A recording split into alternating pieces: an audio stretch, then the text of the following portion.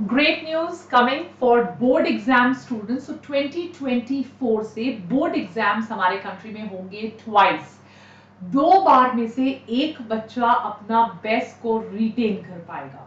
Government ने कहा कि ये इसीलिए कर रहे हैं बिकॉज बहुत सारे बच्चे डिपेंड कर रहे हैं रोट लर्निंग पे, मतलब रट्टे मारो एग्जाम से पहले और स्कोर करके आ जाओ।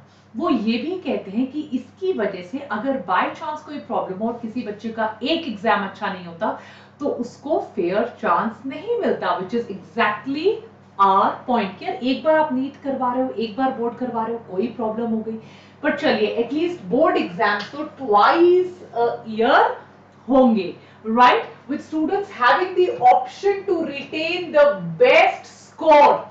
ये नए करिकुलम का फ्रेमवर्क है। Let me tell you more about the new curriculum. तो सेंटर ने वेडनेसडे को अनाउंस किया है major changes in the education system, new education policy के हिसाब से।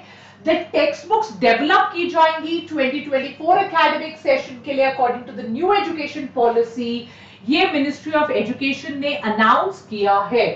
स्टूडेंट्स ऑफ क्लास 11th और 12th को 2 लैंग्वेजेस पढ़नी पड़ेंगी। आजकल बहुत बच्चे होते हैं फ्रेंच पढ़ रहे हैं, जर्मन पढ़ रहे हैं, लैटिन पढ़ रहे हैं, राइट। सो आप 2 लैंग्वेजेस पढ़ पाओगे, बट उसमें से एक लैंग्वेज इंडियन होनी चाहिए।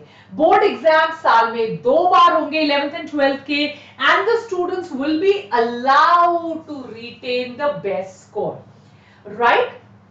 गवर्नमेंट कह रही है कि अभी क्या हो रहा है ना, अभी स्टेक्स हाई है। स्टेक्स हाई का मतलब क्या होता है? तो गवर्नमेंट कह रही है यार एक ही बार एग्जाम देना है, प्रेशर में बच्चा बहुत ज्यादा आ जाता है, तो कई बार वो बहुत अच्छे से परफॉर्म नहीं कर पाता। तो in order to make the board exams easier than the current high stakes, जो अभी क्या एक ही बार है, 95% स्कोर करना है, right, and understanding the achievement of competencies, right, कि कितना कॉम्पिटेंट है बच्चा, 2 बार देखे, अपना देखे कौन से सब्जेक्ट में अच्छा है, रादर देन सिर्फ कोच किया, मेमोराइज कर लिया। वो सरकार चाहती है, गवर्नमेंट चाहती है, न्यू एजुकेशन पॉलिसी चाहती है मेमोराइजेशन टाइप के एग्जाम्स नहीं हो।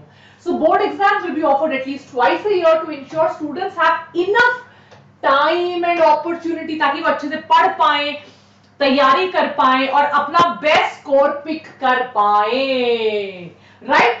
जिन सब्जेक्ट्स के लिए आप रेडी हो आप बांट भी सकते हो, इस बार मैं इन 2 सब्जेक्ट्स पे तैयारी करूंगा, अगली बार ये 2 सब्जेक्ट और कंबाइन कर लो, best results, right. So students can then appear for a board exam in subjects they have completed and feel ready for, और अपना बेस्ट स्कोर रिटेन कर पाएंगे। I think this is totally 21st century वाली education policy, just very cool. It's just so amazing.